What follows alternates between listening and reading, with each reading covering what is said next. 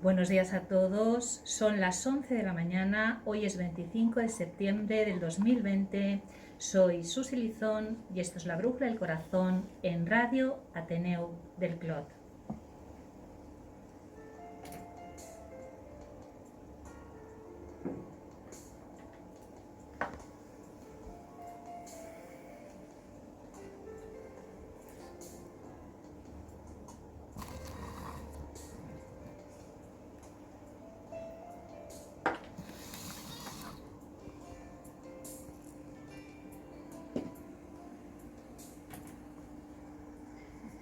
Vamos a tratar hoy en el programa de La Bruja del Corazón un tema que nos toca a todos y a todas muy de cerca y que tiene que ver con la importancia de la figura de la madre en nuestras vidas.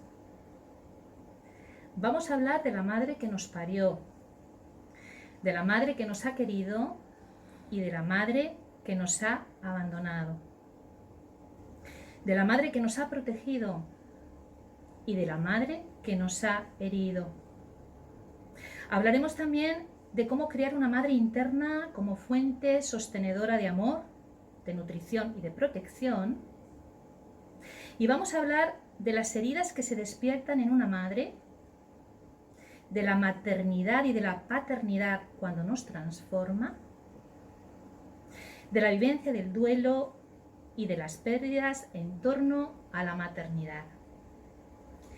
Pues para hablar de este tema tan profundo, complejo y relevante en nuestras vidas tenemos a tres profesionales, en este caso tres mujeres que han venido a hablarnos de este tema porque trabajan directamente en torno a este tema tan importante. Lo hacen desde enfoques diferentes, pero a la vez también complementarios. Así que paso directamente a presentar a Carmen Ríos. Buenos días, Carmen, ¿cómo estás? Hola, Susi, buenos días. Encantada de estar aquí contigo. Es la primera vez. Los oyentes, que por cierto, qué ganas tenía de verdad de que pudiéramos hacer este programa. Hace 7 meses que no hemos podido hacer programa como consecuencia de esta pandemia que vivimos a nivel mundial, así que un saludo a todas las personas que nos escuchan, no solamente en Barcelona, en España y en Sudamérica, sobre todo un saludo a México, Colombia, Argentina y también Estados Unidos, que sé que nos escuchan desde allí. Un placer, Carmen, que estés aquí por primera vez. Yo intuyo que no va a ser la última. Vamos a ver. Bueno, si te parece bien, como hago con todos los invitados, voy a dar unas pinceladas importantes de tu currículum y anticiparé un poquito de qué vamos a hablar en unos momentos. Carmen Ríos, tú eres psicóloga clínica por la Universidad Central de Barcelona. Sí. Tienes un máster en psicopatología clínica de orientación psicodinámica por la Universidad Ramon Llull. Máster en psicoterapia de esta misma orientación por la Universidad Pompeu Fabra. Y también tienes una amplia experiencia en la red pública de salud mental, por eso estás aquí. Y en la actualidad ejerces como psicoterapeuta en la unidad de psicoterapia psicoanalítica infanto-juvenil de la Fundación Sanitaria Sant Pere Claver de Barcelona. O sea que es un privilegio tenerte aquí como portavoz de esta fundación.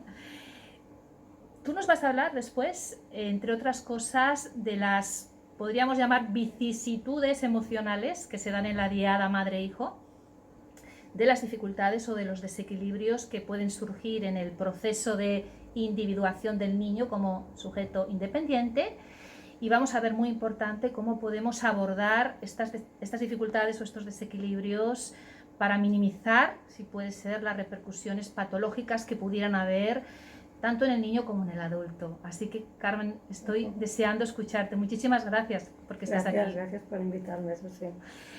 Bueno, pues tenemos aquí a una veterana del programa de La Bruja del Corazón. Estoy segura que la gente que nos está escuchando se acuerda de ti. Cristina Salvia, buenos días. Buenos días. ¿Cómo estás? Bien, muy contenta. Muy contenta. ¿Qué has hecho todo este tiempo? Yo me acuerdo que estuve, creo que en el primero. Estuviste en el primero y luego en 2 o 3 más, y en ¿no? dos más. No sé si en el primero y en el último antes del confinamiento o en el penúltimo antes del confinamiento. Pero sí, ya eres una veterana para nosotros. Bueno, Cristina, pues voy a recordar un poquito algunas pinceladas de tu currículum. Eres psicóloga sanitaria, psicoterapeuta humanista, integrativa, relacional y directora de un proyecto del que nos has hablado en otras ocasiones, que es el proyecto Matriuscas, Donas, Mares y Familias.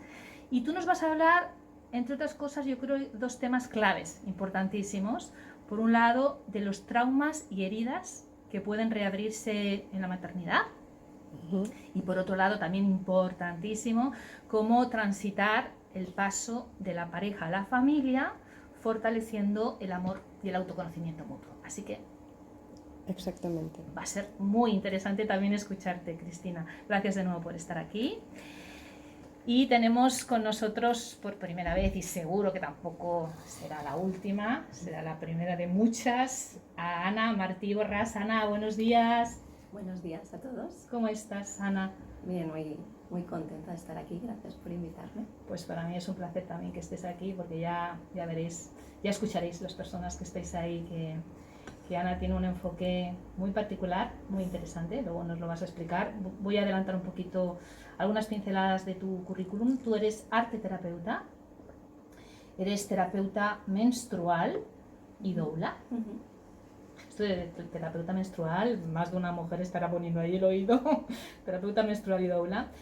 Especializada en el acompañamiento a la mujer en sus etapas vitales. Sí. Y tú nos vas a hablar, más allá de la maternidad biológica, de cómo crear una madre interna, de la dimensión transgeneracional en torno a la maternidad. Luego nos explicarás esto de la dimensión transgeneracional, de la memoria uterina y de cómo transmutar el dolor. Y, por supuesto, hablaremos de la vivencia del duelo y las pérdidas en la madre. Ana, estamos deseando escucharte, ¿verdad? Muchísimas gracias por estar aquí.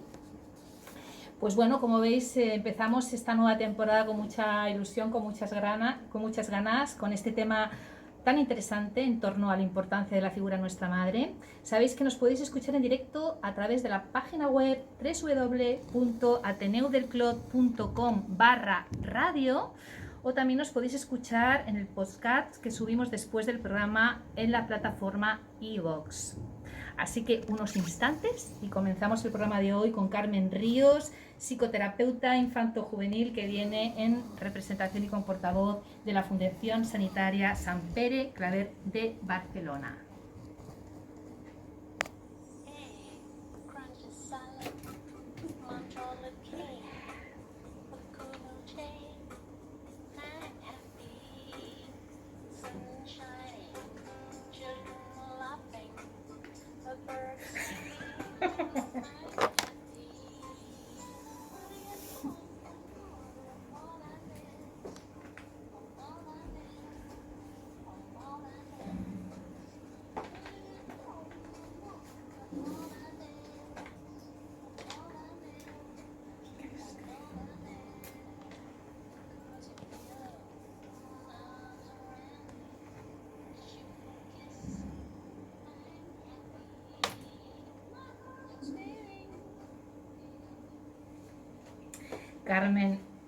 Carmen Ríos,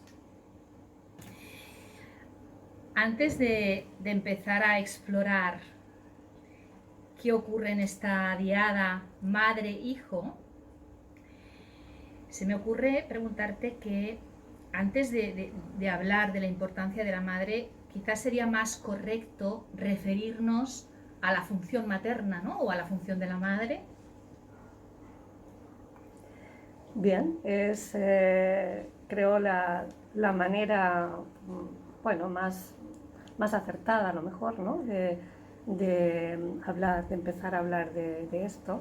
Empezamos con la madre, pero evidentemente es en su función materna en la que vamos a ir desgranando algunas cosas.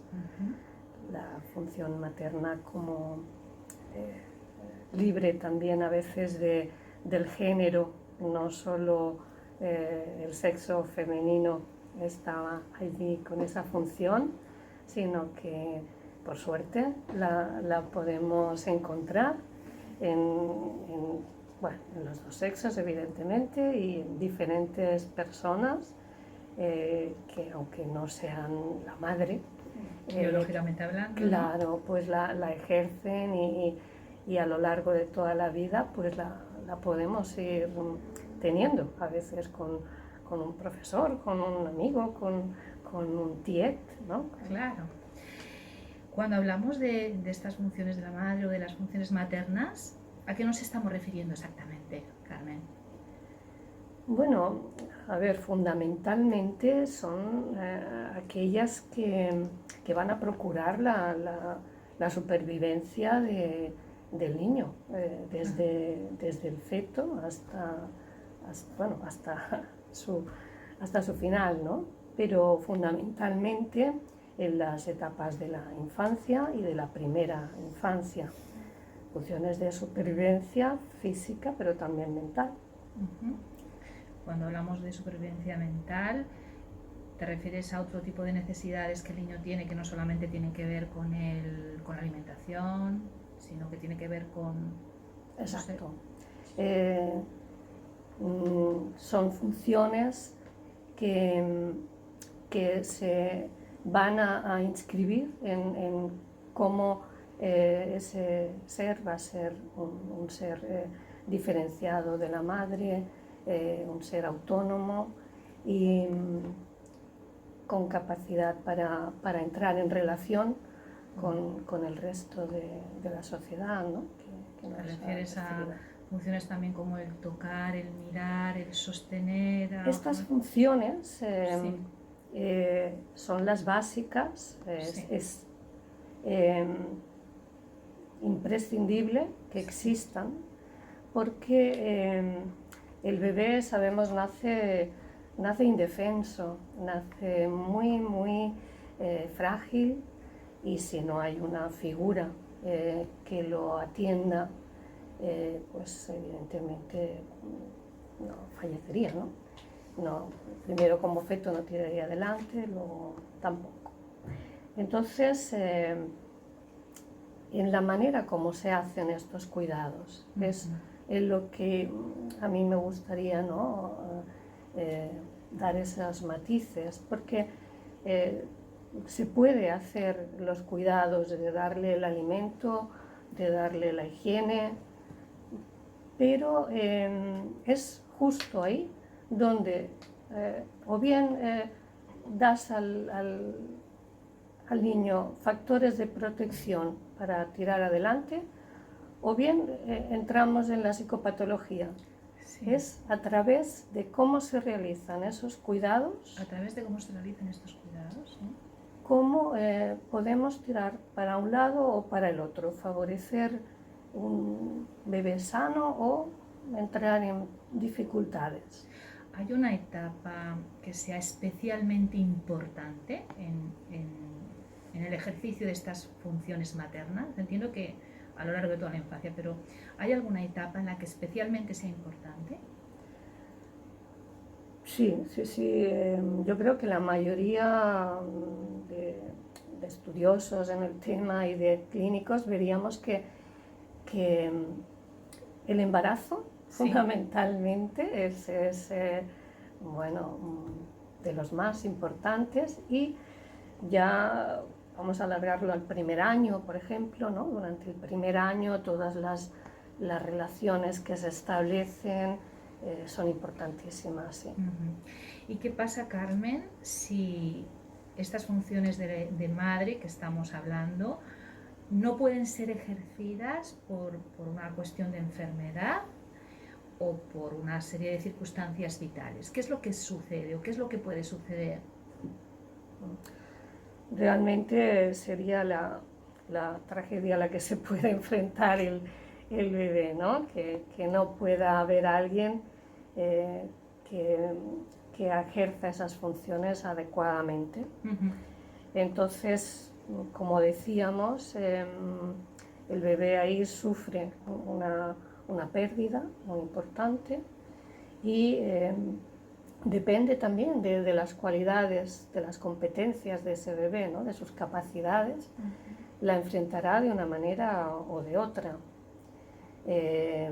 Su capacidad de resiliencia, que a veces hablamos, ¿no? Del entorno que tiene también, de que haya otras personas que asuman esa función, de las capacidades creativas del bebé, que eso también es una competencia. Podemos del bebé, hablar de ¿no? las capacidades creativas del bebé ya siendo tan bebé. Sí, sí, sí, Ujú. sí, las tiene. Bueno, no son demostrables, pero las tiene. Cada vez las neurociencias a veces nos van a ayudar ahí un poquito, ¿no? Pero sí. Y claro, cuando no tiene esa figura, realmente es un trauma, ya hablamos, un trauma. Y también cuando esa figura ejerce mal esas funciones. Claro, porque se me ocurre, por ejemplo, una mamá que esté deprimida, por ejemplo, ¿no? Claro. O una mamá que esté viviendo una circunstancia vital muy dura, de una pérdida, por ejemplo, Sí, sí, de alguien personal. de alguien querido, ¿no? Evidentemente entiendo que esto va a influir, ¿no?, en el ejercicio de la función de la madre, y esto el bebé, el niño lo percibe, ¿no? Lo percibe totalmente. Todo eso esas vivencias se inscriben en lo neurofisiológico. En lo neurofisiológico. Son vivencias que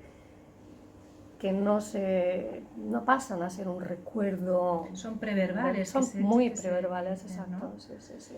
Están en esa área, ¿no?, que dejan huellas némicas, decimos, ¿no? Y posteriormente pueden aparecer. Sí. Se sacan en esta etapa, el niño saca o la niña saca conclusiones preverbales, inconscientes acerca de sí mismo, del mundo, de la vida. Te sabría decir con contundencia, ¿no?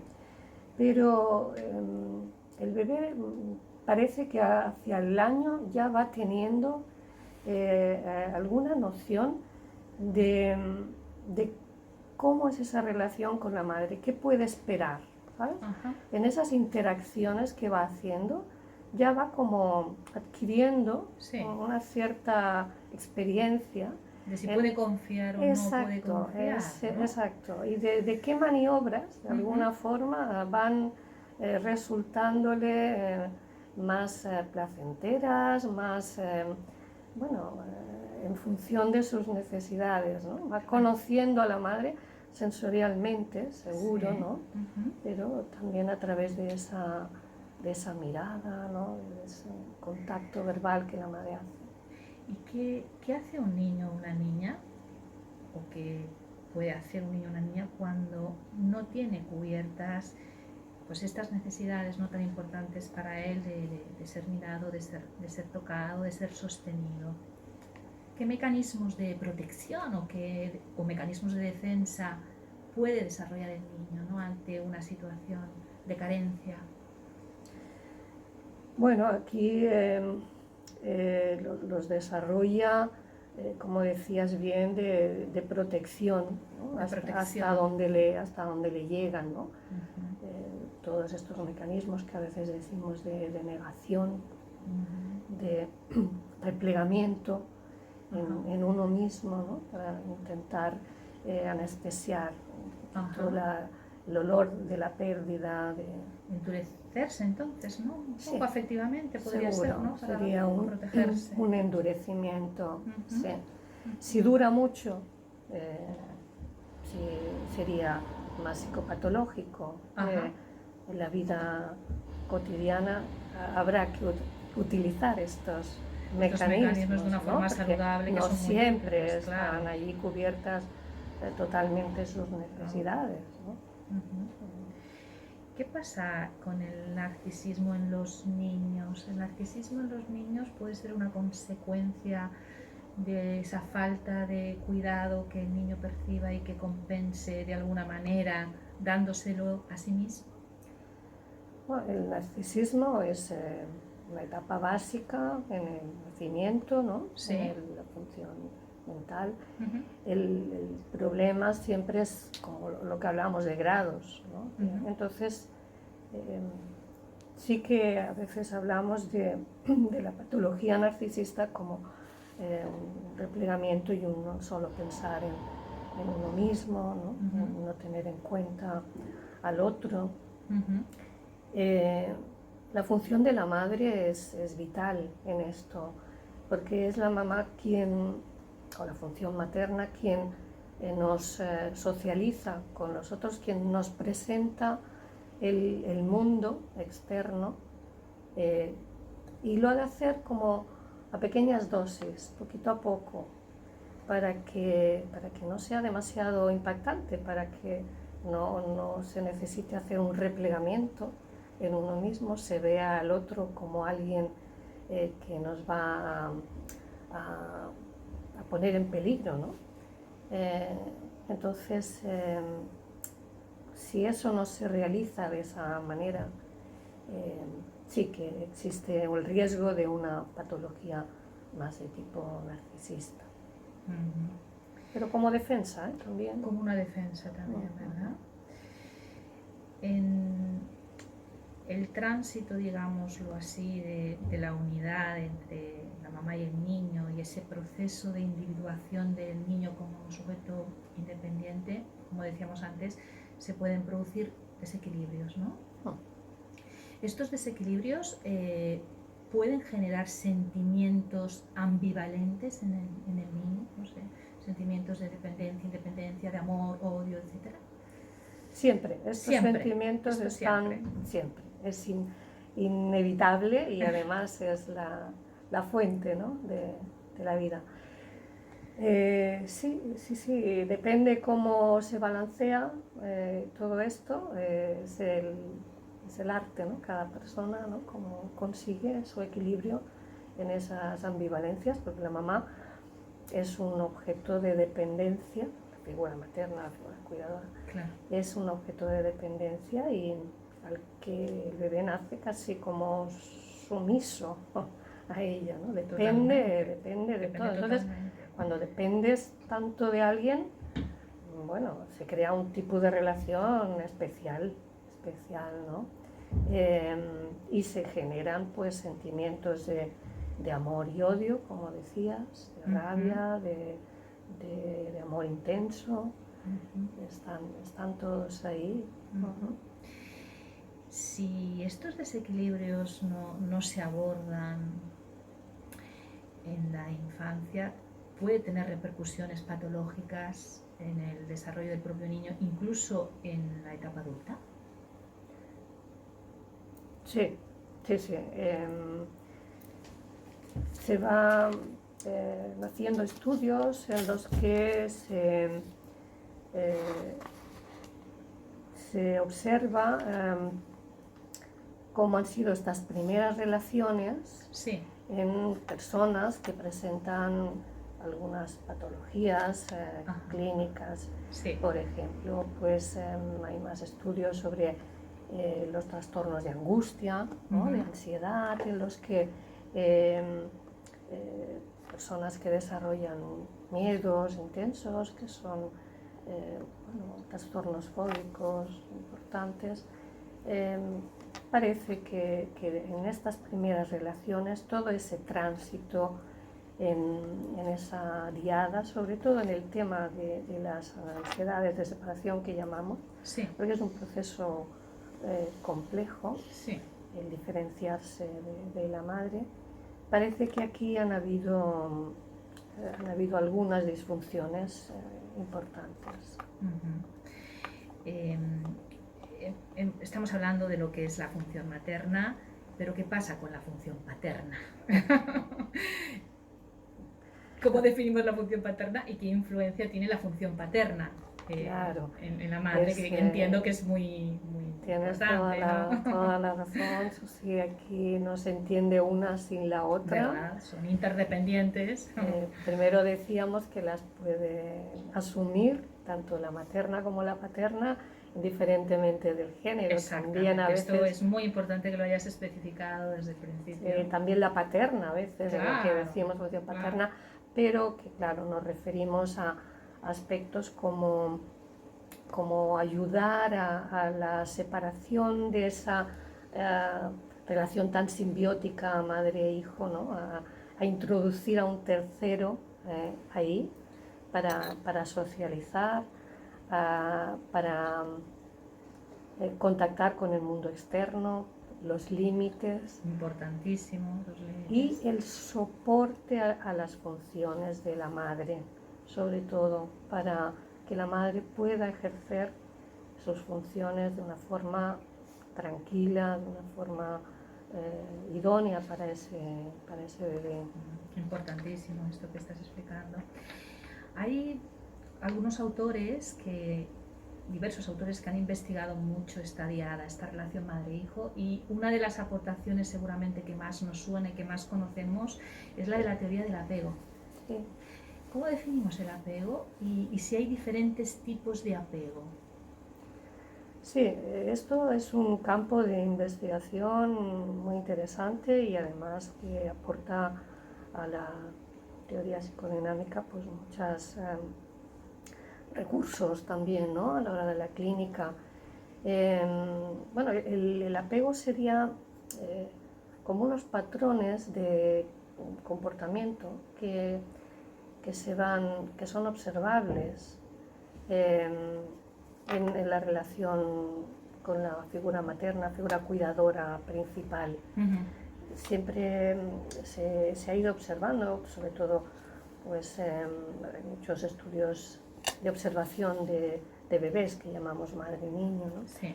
Como cuando la madre se aleja, Sí. eso siempre produce en el bebé reacciones, ¿no? Reacciones. Entonces, a partir de esas reacciones, que podían ser, pues depende de si se aleja poquito tiempo, si se aleja mucho, pues variables, pero siempre se ha visto que se mantenían ese patrón de respuestas. Entonces, a partir de ahí también se llevó experimentalmente, ¿no? a poner en una habitación pues la figura de la madre, la figura del niño y un extraño. Entonces, la reacción ante el extraño es lo que la figura del apego ha ido, la teoría del apego, perdón, ha ido estudiando. ¿Qué pasa cuando la mamá se va, la figura cuidadora se va y se queda solo con el extraño? Entonces, ante esto, algunos bebés desarrollan un tipo de conductas y otros otro. A esto le llaman los patrones de apego. Los patrones de apego los han clasificado también como apego seguro, apego evitativo, que sería otro modelo, también el apego más ambivalente, sí. y desorganizado ya finalmente como uno más grave, ¿no? Por decir así, de patrón. Entiendo que estos patrones de apego pueden tener o tienen una repercusión en la manera en que se establecen los vínculos emocionales ya cuando somos adultos. Por ejemplo, la relación de pareja, que de esto seguramente nos va a hablar Cristina muy bien. Sí. ¿Es así, Carmen? Sí, ¿Tiene una sí. influencia luego en cómo nos vinculamos cuando somos adultos, específicamente, por ejemplo, la relación de pareja? Sí, esto es de lo que se está estudiando, ¿no? Fonagy, por ejemplo, es un investigador, un psicoanalista que está investigando mucho en este campo, estas repercusiones en las relaciones posteriores y sí, evidentemente en cualquier relación que establezcamos se repiten estos modelos de apego que se imprimen ya en una primera infancia, en una primera relación con la persona de la que dependemos. Luego seguramente Cristina nos ilustrará mucho sobre este tema. Carmen, hemos dicho que tú trabajas en una unidad de psicoterapia psicoanalítica infanto-juvenil en la Fundación Sanitaria de Sant Pere Claver de Barcelona. ¿Cómo se trabaja? ¿Cómo trabajas tú en esta unidad todas estas vicisitudes emocionales que hemos dicho que pueden surgir, ¿no? En la relación mamá-hijo, bueno, en el sistema familiar, entiendo? Sí, bien, primero, bueno, aprovechar que explicar que esta fundación hace muchos años que está, más de 70 años, al servicio de la población de Barcelona. Esta semana precisamente ha recibido la Cruz de Sant Jordi. Caray, desde la Generalitat. Enhorabuena, felicidades. Muchas gracias. Sí. Es a todo el conjunto de la institución. Mi labor se centra en la parte de la Fundación Sanitaria y la Fundación Sí. Sanitaria, la Fundación Social. Sí. Y dentro de la Fundación Sanitaria yo formo parte de un equipo que hacemos psicoterapias infanto-juveniles Sí. y atención a familias, ya niños que vienen derivados desde diferentes lugares de Barcelona. Ujú. No estamos circunscritos en nuestra unidad solo al barrio, así como el CESMIG es lo más conocido que se inscribe en cada barrio. Sí. Nosotros atendemos a niños digamos desde cero, pero normalmente esto lo hacen los centros de atención precoz y ya nos vienen un poquito más grandes, pero bueno, hasta los 18 años nuestra unidad tiene esta función.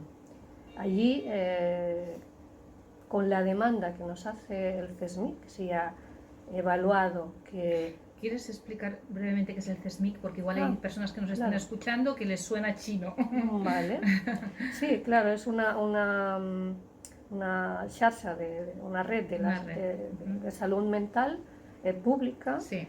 que sería como el cabecera en salud mental. Ajá. Cuando Bueno. el pediatra, cuando la escuela, cuando le detectan que hay alguna situación, envían al CESMIC Ajá. como para hacer la consulta. Ujú. El CESMIC hace toda su evaluación, su atención, su consulta, y cuando creen que hay algún niño que se puede beneficiar, o la familia, de una ayuda un poquito más alargada en el tiempo. Sí. Nosotros ofrecemos como un año aproximadamente, una vez por semana, y para trabajar todos esos aspectos que están alterados, que son disfuncionales, pero que se les ve con posibilidades de mejora, pues nos los pueden derivar y allí les atendemos en grupo, individual, madre, bebé, familia. Qué bien. Carmen, pues si alguien que te está escuchando quiere ponerse en contacto con esta fundación o quiere hacerte a ti una consulta particular como psicoterapeuta infanto-juvenil, dinos cómo te pueden localizar, cómo pueden contactar contigo. Bien, nuestra fundación es pública, Es pública. se puede acceder a través de su médico pediatra, cabecera CESMIC, Sí. particularmente yo a través de mi correo electrónico, si puedo orientar en alguna situación. Pues si nos quieres decir Pues- el correo electrónico. Pues sería, si lo tomáis, es C minúscula Ríos, C minúscula Ríos. arroba FHSPereclaver Ajá. .org. Muy bien. Pues queda dicho, Carmen. Ujú. Pues muchísimas gracias por tu intervención. Me ha gustado mucho. Ya se ve toda esta gran experiencia que tienes, ¿no? en esta red pública. No te vayas, sabes que luego vamos a recomendar algunos libros en relación a este tema y haremos un poquito de tertulia. Así que muchísimas gracias de nuevo. Continuamos aquí en directo Gracias. en La Brújula del Corazón en Radio Ateneu del Clot y vamos a continuar ahora entrevistando a Cristina Salvia, fundadora del proyecto Matriuscas, Donas, Maras y Familias. ¿Sí? ¿Está bien?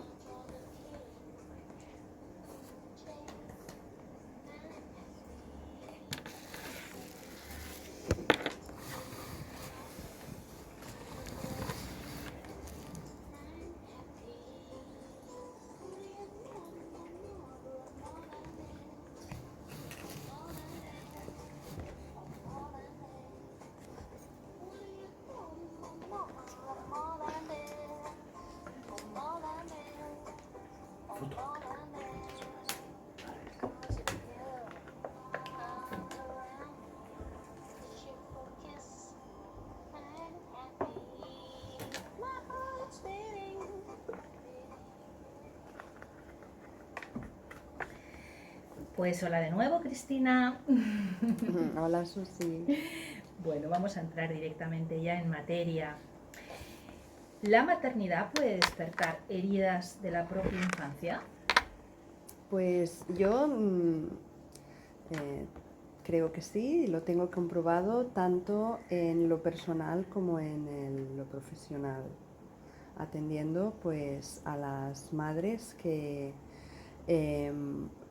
a raíz de tener o a veces de no tener, como Ana contará luego, pero yo ahora voy a hablar de sí, ¿no? De cuando la maternidad ha llegado a su culminación y el bebé está con nosotros. Suceden unas transformaciones físicas, evidentemente, que son las que son más evidentes, pero hay unas transformaciones a todos los otros niveles que yo lo que veo es que están diseñadas de manera natural para favorecer eh, esa función materna que comentaba Carmen de la mejor manera. Y entonces la madre, para poder sintonizar con las necesidades del bebé,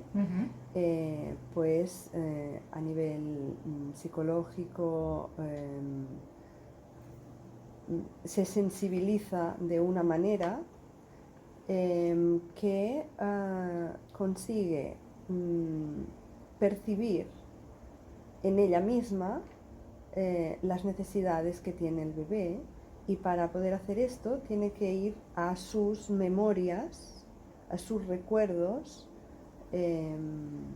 preverbales, como tú decías, que son las memorias que quedan grabadas antes de que haya el desarrollo de la parte superior del cerebro, que es lo que llamamos el neocórtex.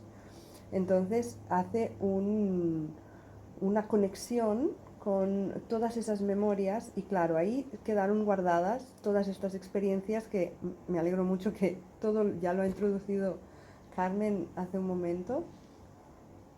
Todas esas experiencias quedaron guardadas y sin una conexión con este neocórtex, y ahora es el momento en que accede de una manera pues que según cómo fueron esas experiencias y cómo fueron guardadas y cómo fueron acompañadas y si han sido trabajadas o no posteriormente, pues se despiertan. Y yo muchas veces intento explicar a las madres que llegan como es que no sé lo que me pasa, lo explico como que se ha abierto la placa tectónica y entonces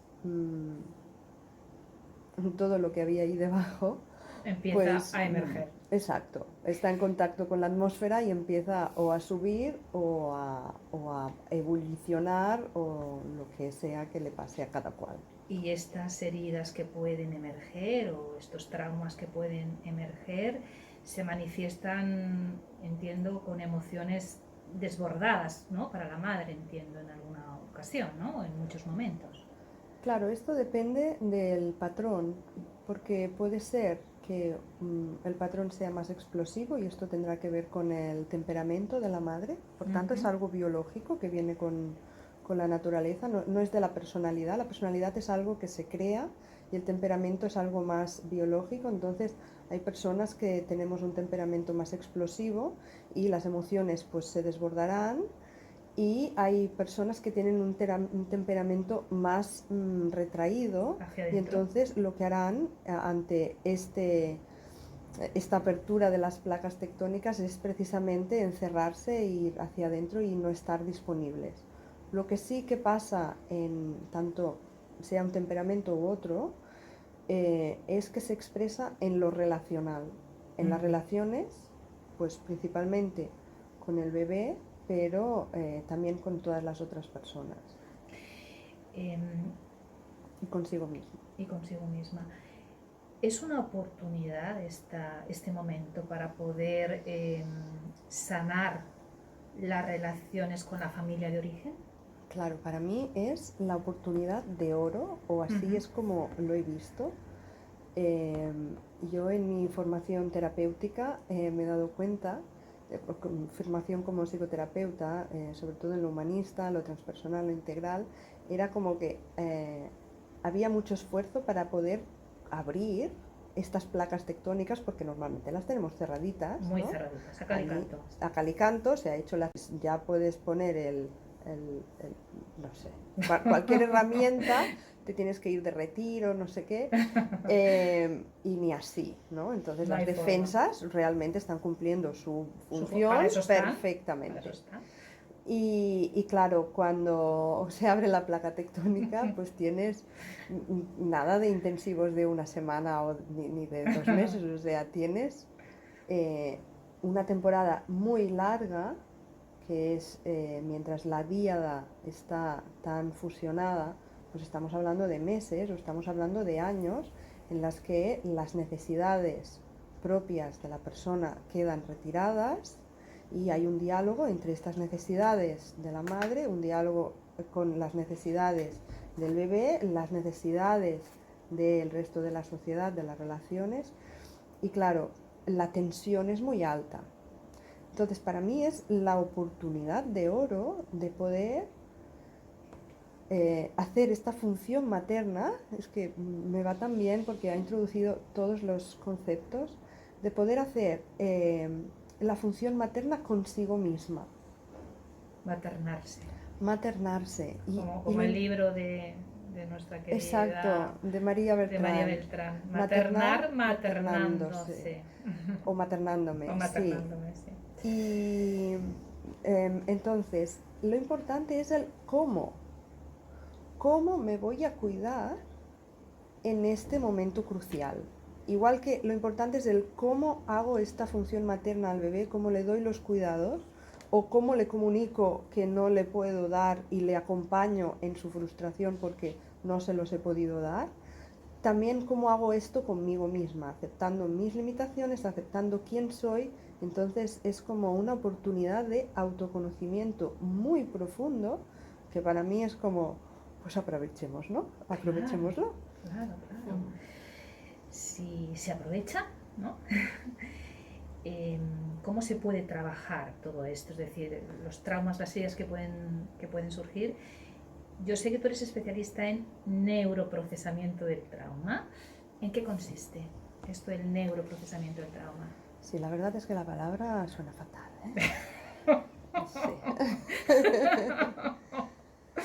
Pero, bueno, en realidad el neuroprocesamiento del trauma es algo como establecer una relación sanadora.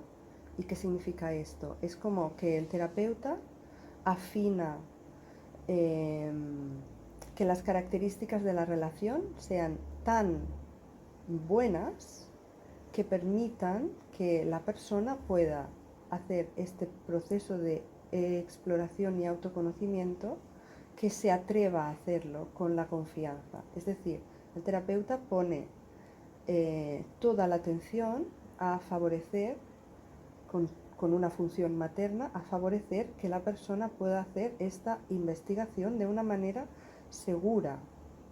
Entonces, las habilidades que se ponen pues son la sintonía, la validación, cuando la persona está explicando lo que me sucede, no lo vamos a cuestionar, no le vamos a dar explicaciones, no se va a juzgar, sino que se da un apoyo y la posibilidad de que comprenda todo ese magma interno que sucede. Y aquí es cuando ese magma los traumas se quedaron encerrados en cápsulas, y se puede explicar que como que en el cerebro hay redes neuronales que se han quedado desconectadas del resto y se han quedado guardadas en capsulitas. Entonces, neuroprocesamiento significa que cuando creamos, el terapeuta con la persona, una situación de seguridad, el cerebro empieza a procesar de manera natural, es muy bonito verlo, porque empieza a, ves a la persona que está haciendo conexiones y a entender todo, y se queda así como que es cuando decimos, ahora estás trabajando, estás procesando, ¿no? Y lo que está haciendo el cerebro es crear todas estas conexiones de las capsulitas con el resto. Que estaban desconectadas. Y lo que sucede es que la persona consigue una experiencia de sí misma, no tan fragmentada como, ay, no sé qué me pasa, no sé qué, ahora he reaccionado así, pero yo no me reconozco, sino que tiene una experiencia de, yo soy esta persona que me pasa esto, entiendo por qué reacciono así, porque me pasó esto otro, y me siento que soy yo con mis limitaciones y con mis brillos, con mis luces también. Se siente integrado, ¿no? Como Se una siente unidad integrada. por Esto es dentro. el resultado. Trabajas también con el mindfulness emocional. Cuéntanos un poquito. El mindfulness a todos nos Sí. suena, mindfulness emocional. Mindfulness emocional es una palabra que he cogido yo, ¿Qué te has inventado tú? algo así, para explicar este proceso que estoy explicando y cómo lo hago, cómo facilito que personas, y trabajo mucho con madres, que lo aprendan para acompañarse a sí mismas en a hacer este neuroprocesamiento, a crear las habilidades que le puede ofrecer el terapeuta, que se las dé a sí misma. Que sea terapeuta de sí misma. De sí misma. Y esto, el terapeuta lo que hace es, en realidad, para poder sintonizar y para poder hacer todo esto con la paciente, es estar en un estado de mindfulness muy estable, muy consciente de todo, y entonces es como que el mindfulness emocional es pues un trabajo que yo he trasladado para que las mujeres aprendan a hacer esto consigo mismas, desde un estado de mindfulness estable, consciente, receptivo, ecuánime, poder asumir todas las emociones que se sienten, y esto se hace con una técnica que es el Internal Family Systems o sistemas de la familia interna, que lo que hace es establecer un diálogo con las partes internas. Con las voces diferentes internas. Yo le he llamado las voces que hay dentro de ti, y digamos, en lo oficial se llaman, es el trabajo de partes o de estos sistemas que hay dentro de una misma, donde a veces hay partes protectoras que ayudan a que las partes dañadas no estén con toda su vulnerabilidad abiertas a, pues a esto. O sea, yo no puedo ir a comprar el pan mientras me está doliendo, pues no sé, algo profundo. Entonces, para ir a comprar el pan o para ir a trabajar, me pongo el protector, ¿no? Entonces, a veces estos protectores están allí muy agazapados, no hay quien los quite. Entonces entramos en un diálogo para que nos permita conocer un poquito más quién está detrás, esa emoción que está detrás, y que nos cuenta mucho de cómo es que esta emoción fue guardada, cómo es que duele, y podemos ir liberando todas estas historias. Siempre es como, y pídele a la sensación que te cuente la historia que hay detrás. Qué importante es esto, ¿no? De cambiar la actitud que tenemos a veces con las emociones, ¿no? Tomarlas como amigas, aliadas que nos están contando información súper valiosa, ¿no? Para nosotros y poder ayudarnos, ¿no? Estaríamos mucho rato hablando de este tema, pero como quiero introducir un tema que sé que también es muy importante para ti, te gusta mucho, Me gusta mucho. lo voy a hacer ya. Hay un proyecto en el que estás trabajando, que tú le llamas Amor Creixent en catalán, en castellano Amor Creciente, y que tiene que ver con ayudar a las parejas a transitar el paso de ser pareja a ser familia, tránsito que entiendo que no está exento de dificultades y conflictos. Cuéntanos, Cristina, ¿cómo influye la maternidad en la relación de pareja? Vamos a meternos ahí. Claro, en base a lo que ya introduzco Carmen y lo que he estado diciendo, sí. Pues la madre está en crisis, por tanto, lo más probable es que durante un tiempo no sepa ni quién es en estos momentos. Entonces, mientras las placas tectónicas están abiertitas o abiertas, pues digamos que la persona que estableció una relación de pareja con la otra, pues no está siendo díada con otra personita, y por tanto la relación de pareja ya solo con esto ya se ve afectada. Entonces hay una crisis personal que además puede puede coincidir con una crisis personal también de la otra parte de la pareja, y esos que éramos ya no somos, por tanto nos tenemos que volver a conocer con los elementos que tenemos ahora. Ujú. ¿Y cuáles serían los puntos importantes que en el acompañamiento que tú haces con estas parejas, ¿no? que están haciendo este tránsito? ¿Cuáles serían los puntos importantes que habría que trabajar en la relación de pareja, ¿no? En realidad, yo estos elementos creo que son fundamentales en cualquier relación de pareja, y por tanto se pueden trabajar tanto si se están convirtiendo en familia como que no, pero ahora más especialmente porque son como los puntales en los que la relación de pareja se puede ir desarrollando, y evidentemente pues son el básico de la comunicación, que haya una comunicación que sea eficaz, que funcione, que lo que me está pasando llegue del emisor al receptor. Y esto parece, pues esto como dicho así muy analítico, que es muy fácil, pero en realidad es una cosa casi artística, yo creo, y que lo bueno es que se puede enseñar. Yo trabajo mucho con una herramienta que se llama comunicación no violenta, y que me parece pues clave, y siempre la enseño diciendo esto al principio es ortopédico, los primeros 4, 5, 6, 7, 8 años pues te vas a sentir cuando pasa esto, ¿no? Y haces las 4 fases y las dices todas muy ortopédicas, pero cuando ya llevas varios años, 7 u 8, 7 u 8, 9 o 10 o algo así, haciendo comunicación no violenta de manera ortopédica, pues ya te sale con un poco más de soltura. Se interioriza. Sí, y ya parece algo natural. Otro elemento es la confianza, y que tiene que ver con la vulnerabilidad, la confianza de que yo puedo mostrarme tal como soy. Esto tiene que ver con otro elemento que es la intimidad.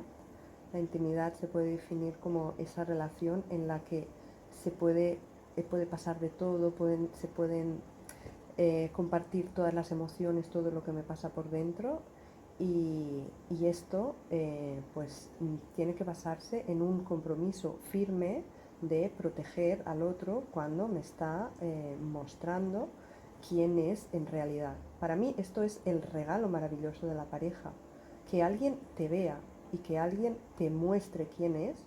Para mí es que por eso me gusta tanto el tema, me da un placer bestial, me encanta experimentarlo, y me encanta facilitar que las personas se puedan conocer las unas a las otras a niveles muy profundos. Es donde creo que, bueno, me gusta mucho poner energía aquí para que esto suceda.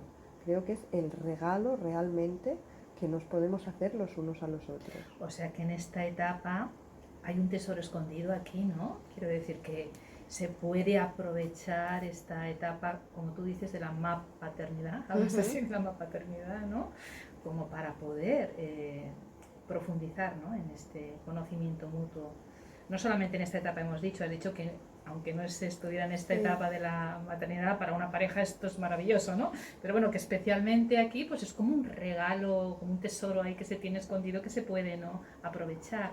Sin embargo, yo sé que tú dices que a veces hay una serie de como de obstáculos, ¿no?, que hay que superar para poder llegar, ¿no?, a este trabajo de autoconocimiento, ¿no?, en cuanto a creencias que a veces tienen las parejas, ¿no? Sí, las personas ante ante una crisis y pues claro, ponen su defensa, ¿no? Que es vamos a protegernos y se pueden, esta defensa se vive en lo físico, pero también se pueden tener a nivel mental como, ay, es que si ahora vamos a hacer terapia de pareja, igual salen cosas que mejor que estén guardadas. O, ay, es que si me toca el trauma que está muy bien guardadito, entonces igual caigo en depresión. Y claro, hay un trabajo que hacer de coraje para poder sí, adentrarse, hacer este trabajo con la confianza. Siempre digo, ¿no? Cuando viajas, ten la confianza de que vuelves. Y Claro. así es donde puedes ir y transitar y conocer allá donde vayas y luego vuelves a ti renovado y mejorado. Ujú. Pues muy interesante, Cristina. Estaríamos mucho rato aquí hablando de todo esto. Si alguien que te está escuchando quiere ser acompañado por ti, no sé, una mamá, un papá, una pareja, que quiere aprovechar este tesoro escondido del que estábamos hablando, recuérdanos cómo pueden ponerse en contacto contigo. Bueno, buscando Amor Creixent en Google saldrá, pero directamente pues la página web de Matriuskes es www.matriuskes.com Sí. y hay una pestañita de contacto y si no directamente al email info@matriuskes.com. Bueno, pues muchísimas gracias, Cristina. Te digo lo mismo que le he dicho a Carmen. Te quedas aquí con nosotras un ratito más, vete preparando estos libros interesantísimos que luego nos vas a recomendar y continuamos aquí en directo en la Brújula del Corazón en Radio Ateneo del Clot y vamos a continuar el programa en unos instantes entrevistando a Ana Martí Borràs.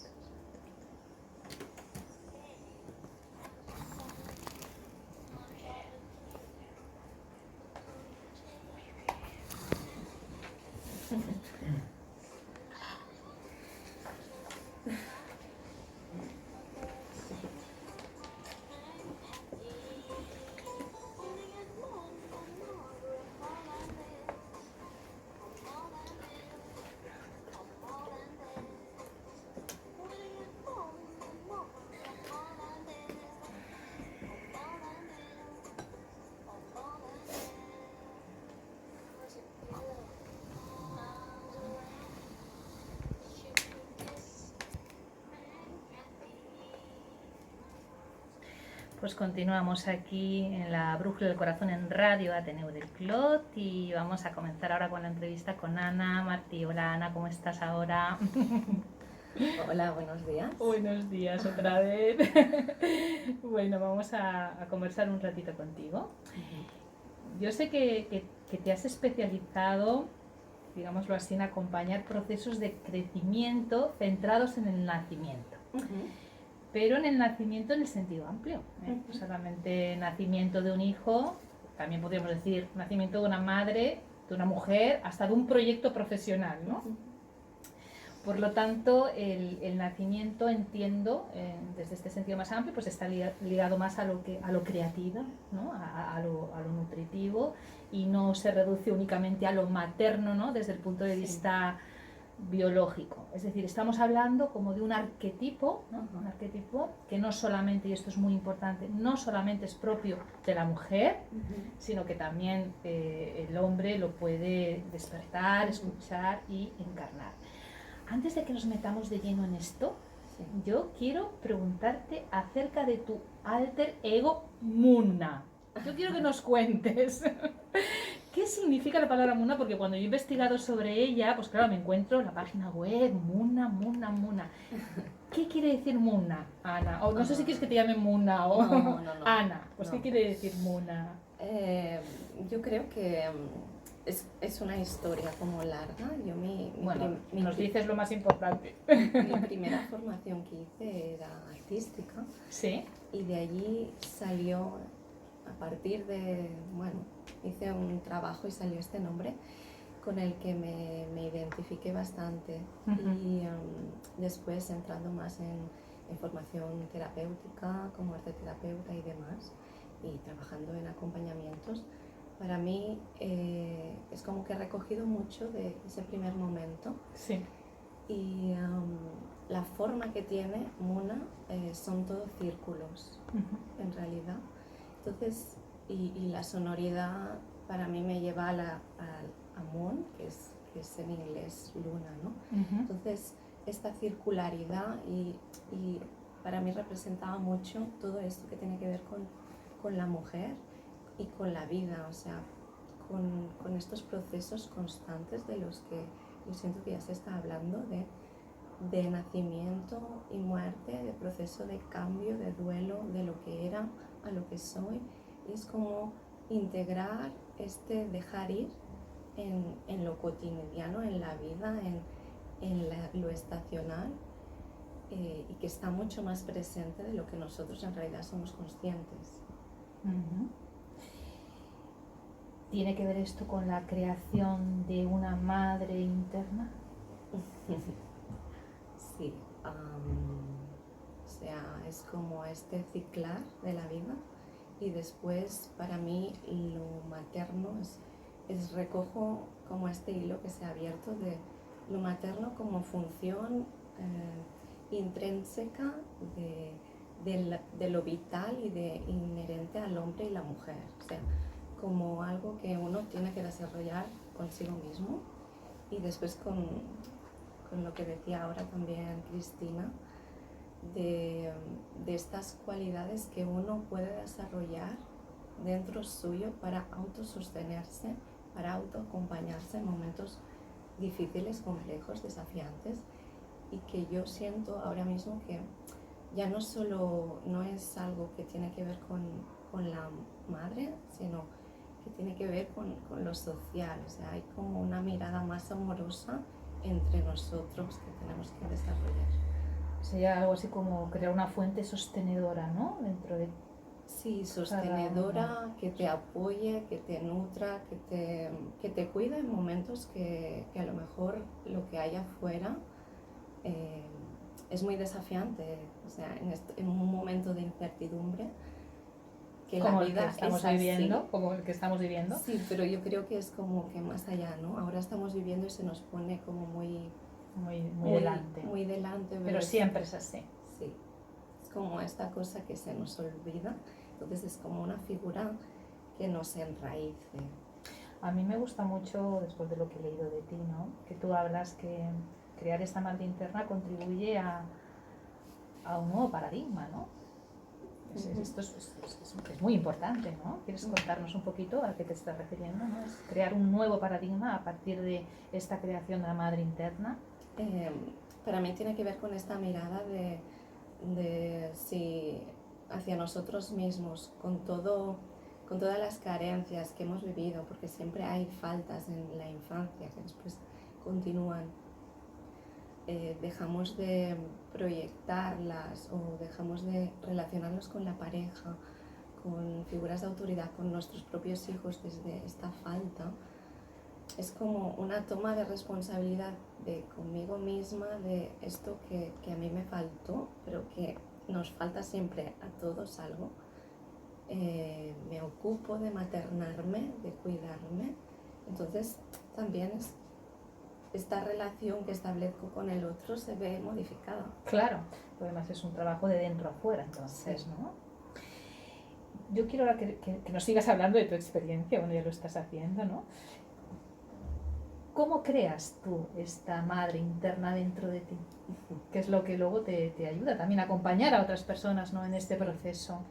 O sea, para mí, una parte importante de la creación de la madre interna es lo que yo digo, esta mente creativa. A mí el arte me ha sido mi madre interna, porque es un espacio en el que yo no tengo que medir palabras, y sí que mi campo emocional puede dejarse ir. Hay un espacio de vaciado que acompaña mi parte emocional, pero esto es mi proceso, pero entiendo es más esta mente creativa, esta capacidad, entonces es como necesaria para momentos de cambio. Yo tengo, cuando hay este desarrollo más creativo, más instintivo, es como que hay una parte de espontaneidad y de ver más opciones de las que yo tenía comprometidas hasta ahora. Es como desarrollar otro tipo de pensamiento más abierto. Que no tiene palabras, ¿no? Pero que igualmente le puedes poner palabras después, ¿no? O sea, no sería tanto que no tiene palabras, o sea, sería más bien, es como una manera de mirar a la vida, una manera de desarrollar cuando trabajas mucho a nivel artístico, lo incontrolable es como que te entrenas en esto. Entonces es como utilizar la metáfora de todo lo que puede suceder en un espacio contenido artístico, que al final es de exploración, llevarlo, o sea, te entrena la mente de alguna forma, y esto después lo llevas a tu cotidiano, a tu vida. Es un espacio también para validar las emociones, ¿no? Sí. Para validarlas, para drenarlas, yo siento, para darles un espacio. Tú dices también que para crear la madre interna es muy importante ver el aprendizaje del trauma o ver el aprendizaje de la herida, ¿no? De resignificar también la historia. ¿Cómo es tu experiencia en este sentido? O sea, yo lo que veo es como que todos estos temas son temas que en lo social se evitan. Sí, son casi como prohibidos o tabúes. Se intenta hacer lo posible para no conectar con esto que duele, no conectar, o sea, taparlo un poco en esta idea de las placas. De las placas tectónicas que decía Cristina, es verdad. O sea, es como yo vivo una experiencia demasiado dura, esto queda guardado y después, pero esto me acompaña, esto sigue allí, el guardar mucho estos duelos. Después es como entonces también puedo sentir lo que va bien y la belleza y las cosas cuando hay tanto que ha quedado insensibilizado en este sentido. Y entonces, por un lado, poder adentrarnos en estos espacios de dolor, yo siento que tiene mucho que ver con cambiar también esta manera en que nos educamos, porque de repente yo siendo adulta, abrir este espacio puede ser muy desafiante, porque no es que vaya a trabajar ahora una herida o un duelo, sino es que todos los duelos acumulativos de mi vida igual les abres la puerta. Se abren, ¿no? Claro, entonces a veces es un terreno como muy grande, como para también, si yo he estado cuidándome, protegiéndome, ¿cómo tomar todo esto? Entonces hay una, o sea, podemos hablar de cómo hacerlo siendo adultos, pero tiene que haber también esta mirada de educarnos en poder sentir, en poder darle un lugar a todo el campo emocional siendo niños y no evitarnos. Todavía hay demasiadas estas frases, ¿no? De no llores, y en lo masculino este no llores tiene mucho más peso después que en nosotras como mujeres. Los hombres tienen todavía vetado este espacio de lo vulnerable en ellos, porque se cuestiona la masculinidad en este sentido. Cierto. Entonces, en esta mirada hacia lo que duele, hacia la herida, hacia el trauma, en lugar de esconderlo, como decíamos antes, es muy importante, dices tú, me gustaría que lo explicaras, tener una mirada fenomenológica. ¿Qué quiere decir tener una mirada fenomenológica ante estas cosas que nos han pasado, ante estas emociones que queremos esconder, estas heridas de las que hablaba antes Cristina? ¿Qué es una mirada fenomenológica? Yo creo que la mirada fenomenológica nos ayuda a resignificar. O sea, la mirada fenomenológica al final, si lo definimos tal cual, sería como es como tomar un lugar de una cierta distancia y observar los sucesos, las cosas que han pasado con una cierta, o sea, sin yo meter toda mi emoción o toda mi dolor, mi proceso de herida abierta adentro. Esto creo que es algo que se tiene que entrenar para poder hacerlo así, ¿no? Y al final es un proceso que no creo que lleva su tiempo. O sea, primero igual necesito sentir que hay un espacio seguro que me contiene, en el que yo puedo ir abriendo y puedo ir expresando este campo emocional, y después puedo observar desde otros lugares, cambiar la historia que me he contado de lo que ha sucedido. ¿Y esto nos ayuda a transmutar el dolor? Sí, pero o sea, transmutar el dolor, creo que para ello hace falta este estar en contacto con, o sea, yo trabajo mucho la mirada, la tengo mucho en personificar, en caracterizar estos espacios de este recurso que habita en mí, que sea la madre interna, o le llamo de la madre, de la forma que sea. Y también puedo caracterizar y personificar los espacios de duelo. Entonces, relacionarme con ellos desde una imagen concreta. O sea, mi mirada fenomenológica pasa por no irnos solo a lo abstracto y a lo mejor hablar del duelo o del dolor desde lo verbal, sino generar otras imágenes como muy concretas a partir del proceso artístico, que entonces nos dan una imagen que yo puedo internalizar y que amplía la imagen que tenía, que cambia la imagen que tenía de lo que me ha sucedido. Y aquí entra lo fenómeno.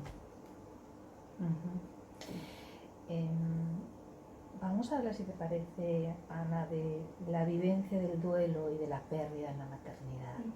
De entrada, y por lo que explicabas al principio, ciertamente todo nacimiento implica una pérdida también, ¿no? No estamos hablando únicamente de la pérdida de un bebé, que también, sino que, bueno, nacer y morir, como bien decías, son como las dos polaridades de la misma energía, ¿no? Vamos a hablar un poquito, si te parece, de las particularidades del duelo en la maternidad, desde tu experiencia. Nuevamente, yo siento que la maternidad en duelo creo que es la gran olvidada, y que todavía como sociedad, aún habiendo, o sea, solo uno de cada 4 embarazos son los que llegan a término. O sea, lo estoy diciendo al revés, creo. O sea, 1 de 4 embarazos no llegan al final, sí. Entonces, hay muchas mujeres en realidad que tienen la vivencia de tener una pérdida en cualquier momento de la gestación, o incluso en los días o alrededor del parto o en los días posteriores, y en los primeros incluso años de vida. Y aún así es muy difícil encontrar mujeres que hablen abiertamente de esta maternidad, y que en conjunto la parte social apoye, reconozca, sepa qué decirle a una mujer que ha perdido a su bebé. Entonces, en la maternidad en duelo se juntan como varios duelos de ese momento. Claro. Es el estar sin el bebé, el que toda la proyección que tú habías planteado a nivel familiar y a nivel de dejar ciertos aspectos de tu vida para enfocarte a este cuidado, a esa función de la que hablaba Carmen, cambian, desaparecen. Hay un duelo de lo que tú querías y ya no está. Y después hay el duelo de mucha gente de alrededor que no sabe cómo situarse y desaparecen de alguna forma, ¿no? Hay relaciones que se pierden y entonces yo lo que veo también es que este tipo de maternidad nos abre los espacios de dolor que tenemos todos, porque de una forma u otra en nuestro linaje familiar ha habido pérdidas de este tipo. ¿Te parece que nos adentremos, a raíz de lo que estás diciendo, en toda esa dimensión transgeneracional que me gustaría que nos explicaras? Sí. Al final yo me he centrado mucho en acompañar procesos que tienen que ver con todo aquello, todas aquellas vivencias de las mujeres fisiológicas que se centran en el hecho de tener útero, de vivir desde aquí, o sea, el ser madre, el menstruar, nuestra sexualidad, todo esto tiene una afectación en nuestras vidas de diferentes formas, ¿no? Entonces, esta mirada transgeneracional lo que tiene es que cómo lo que han vivido las mujeres de mi familia, que tiene que ver con todos estos procesos vinculados a esta fisiología, influencian en mí, Claro. en mi vivencia. Y más allá de esto está la parte de la epigenética que nos habla de que no solo heredamos una genética, sino que también heredamos emociones no podidas, no transitadas, bloqueadas, traumas. No tenemos por qué heredarlo todo, pero puede ser, ¿no? Que en nuestra historia ancestral, familiar, hay toda una vivencia en relación a esta maternidad, a esta sexualidad, a cómo me relaciono con mis hijos, cómo me relaciono conmigo misma como mujer. Entonces es tenerlo en cuenta, es como abrirnos a que todo lo que me pasa no soy solo yo, sino que esta parte que me configura también viene de una herencia, de una cultura, de una historia.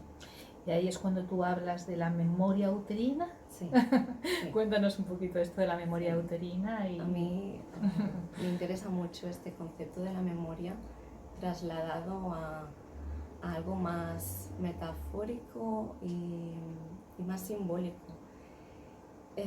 Por un lado es como que la memoria la situamos mucho en el cerebro y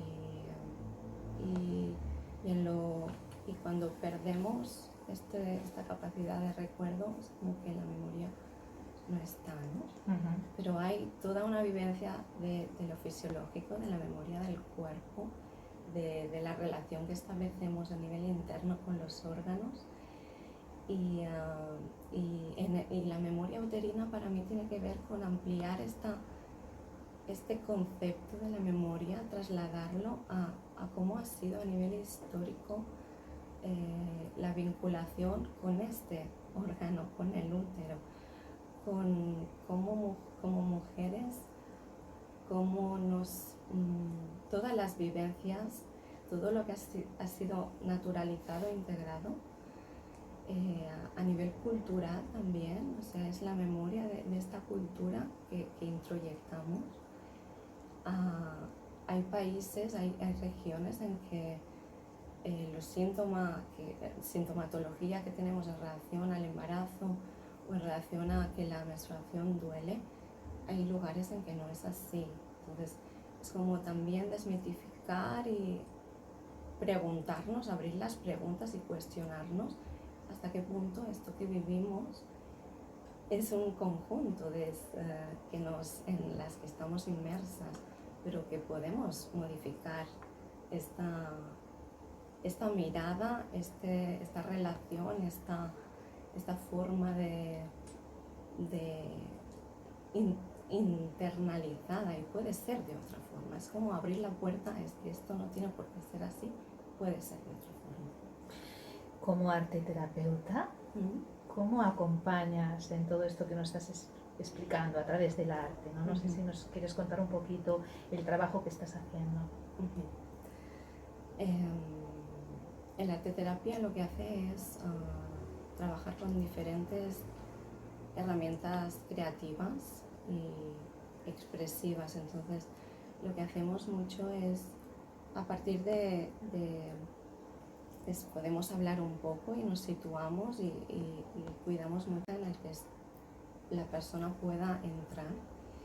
Y después es como dar cabida a lo que no es procesado a nivel cognitivo mental y que es más vivido desde lo visceral, desde lo corporal, desde esta memoria del cuerpo. De la que hablaba antes también Cristina y Carmen también. Sí, entonces en los encuentros, los acompañamientos individuales, yo lo que hago es hacer propuestas concretas, consignas concretas a partir de lo que la mujer trae. Y en este sentido lo que hacemos es establecer un diálogo con esta obra como si estuviera encarnada, como si fuera un tercer elemento en el que uno puede descubrir qué significan estos símbolos para él, para ella en este caso.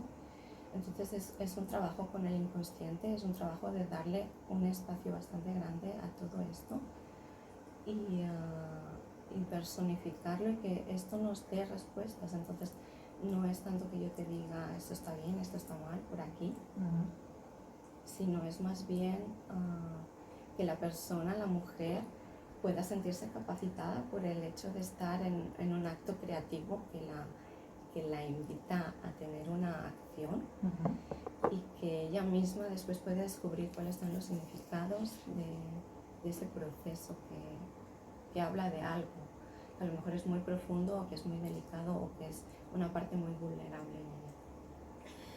Qué interesante, ya lo he dicho antes, que nos ibas a aportar un enfoque muy particular y fascinante, la verdad. Si alguien que nos está escuchando quiere hacer alguno de estos trabajos que haces, ¿cómo te puede contactar? A través de mi web, son www.muna.es. Pues gracias Ana por haber venido, por compartir toda tu experiencia y toda tu sabiduría. En unos instantes vamos a hacer un poquito de publicidad y nos vamos preparando los libros, las películas o los documentales o lo que queramos recomendar sobre este tema. Continuamos aquí en La Brújula del Corazón en Radio Ateneo del Clot. ¿Me da tiempo ir al baño? ¿Me da tiempo ir al baño? Espero que sí. Espero que sí. Aprovecha. ¿Ahora se puede hablar? A ver si le da tiempo. Recomenareu a la Laura Gutman? A la Laura Gutman. No, és perquè... No, vale. Si la recomendamos. Sí. La Brújula del Corazón, Una un peli. programa de Una radio peli. sobre crecimiento personal, Hacen salud libros. psicológica e inteligencia emocional. Escucha La Brújula del Corazón el último viernes del mes de 11 a 13 horas de la mañana. La Brújula del Corazón, el programa para el desarrollo de tu conciencia en Radio Ateneu del Clot.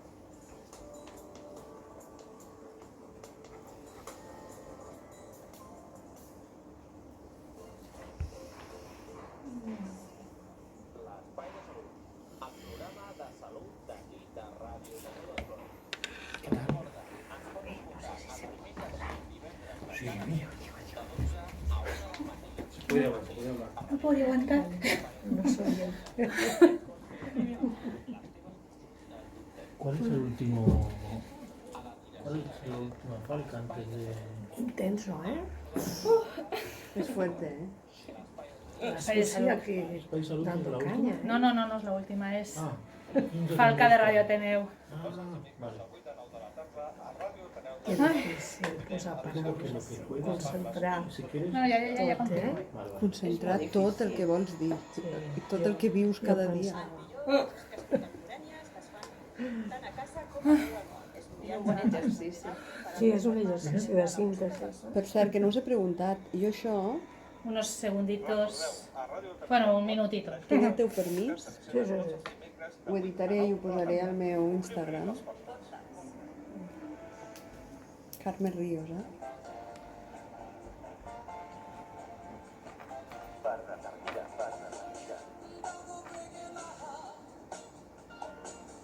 Falca per determinar. C@fhs Pere Claver .org. I també ho pots fer al Ficaràs a Instagram? Si em deixes, sí. Jo no tinc Instagram, Aquí t'etiqueta. Tu, ja m'ho passareu d'alguna manera. Facebook en tens? Facebook sí. Posaré dilluns perquè avui no puc, però i ho he d'editar i tot. Música de Génesis un poquito y continuamos. Bona música, La música d'inici era molt maca, Pues continuamos aquí en la Brújula del Corazón en Radio Ateneo del Clot. Vamos a pasar al espacio que dedicamos a la recomendación de libros o películas, recursos inspiradores sobre este tema. Así que, Cristina, ¿quieres empezar tú? De acuerdo. Pues adelante. No he podido sintetizar en uno. Pues vas a tener que hacerlo, Cristina, porque vamos a intentarlo, venga. Es que yo siempre que vengo recomiendo toda la bibliografía entera de Laura Gutman. Sí, es verdad. Y Cierto. hoy lo vuelvo a hacer. Muy No- bien. No digo ninguno. Y entonces, sobre lo que he hablado de mindfulness emocional, Sí, recomiendo un libro de la persona con la que yo he aprendido todo esto, que es Mario Salvador, que es Más allá del lío, de Editorial Eleftheria. ajá. Muy Y bien. si este es el límite, pues aquí me quedo. Pero muy bien, has dicho lo básico y fundamental. Gracias, Cristina. Carmen, ¿quieres compartir con nosotros algún libro?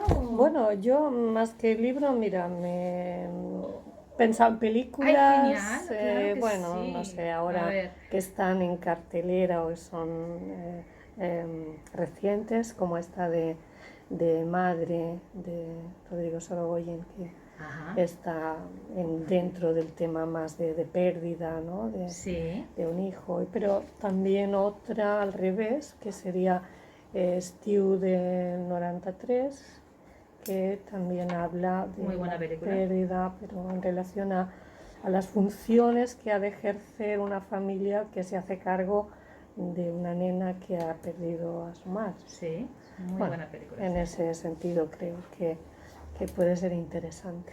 Pues muchas gracias, Carmen, por la recomendación de tus pelis, de tus películas. Ana, ¿qué nos quieres recomendar? Yo recomendaría cualquier cosa que ha escrito Casilda Rodríguez, Ajá. y en concreto un libro que se llama El asalto al Hades, la rebelión de Edipo. Ajá, pues queda dicho. Muy bien. Pues estamos ya en la recta final del programa y como sabéis, todos los que ya nos escucháis, dedicamos siempre al final un espacio al debate, ¿no? A la tertulia, a comentar cositas que han salido aquí. Así que a mí me gustaría lanzar una preguntita antes de poner un poquito de música. Yo creo que es importante que lo exploremos bien, que es con respecto a la visión que tenemos de la maternidad, ¿no? Tenemos una visión de la maternidad un tanto estereotipada y hay muchas cosas de las que no se hablan, como bien apuntaba Ana y bueno, Cristina y Carmen también. Así que vamos a poner un poquitito de música y vamos a explorar un poquito este tema, ¿no? de la visión un tanto estereotipada, si es que creéis que es así, que tenemos sobre la maternidad, que no permite a lo mejor poder validar y expresar otras voces diferentes, ¿no? A las voces que normalmente de las cuales se hablan, ¿no? Voces como más que tienen que ver con emociones positivas, ¿no? Y que todo lo demás como que se esconde. Vamos a explorar un poquito este tema. Continuamos aquí en la Brújula del Corazón en Radio Ateneo del Clot.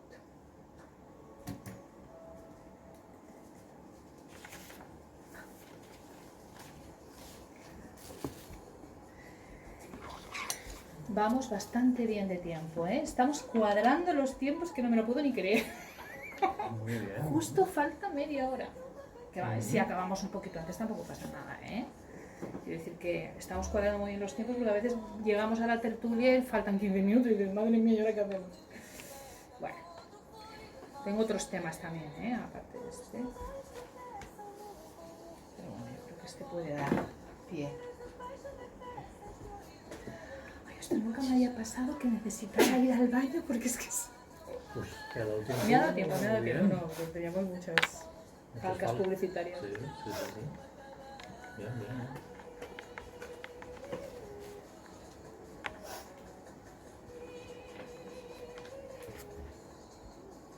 Mensaje de Manuel. Ujú.